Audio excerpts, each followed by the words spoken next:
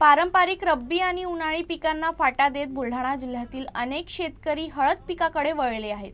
मात्र यावर्षी पावसाळ्यात झालेल्या अति पावसामुळे हळद उत्पादक शेतकऱ्यांना मोठा फटका बसला आहे। यावर्षी मोठ्या प्रमाणात पाऊस झाला, त्यामुळे जमिनीतील ओलावा कायम राहिला आणि सूर्यप्रकाश देखील पिकांना कमी मिळाला। त्यामुळे हळद पिकाची मुळं अर्थात कंद सडण्याचं प्रमाण वाढलं आणि उत्पन्नात मोठी घट झाली।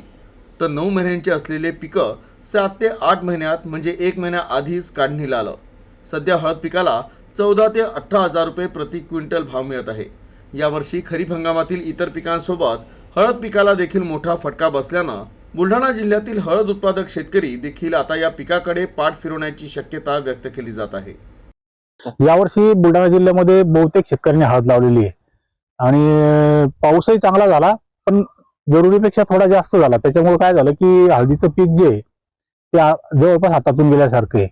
म्हणजे जास्त पाऊस झाल्यामुळे जमिनीमध्ये ओल जास्त प्रमाणात आली, सूर्यप्रकाश कमी मिळाला आणि कंद सड जी आहे ती जास्त लागली। आता हे पीक तयार झालेलं आहे, म्हणजे शेवटची स्टेपवर आहे, परंतु 2 दिवसामध्ये एकदम पिवळं पडलेलं आहे। म्हणजे हिरवेपणा त्यातला जवळपास गेलेला आहे आणि हा कालावधी घटला त्याचा 1 महिन्याने जवळजवळ। त्याच्यामुळं याचं उत्पन्नावर मोठ्या प्रमाणात परिणाम होणार आणि हळदमध्ये घट होणार।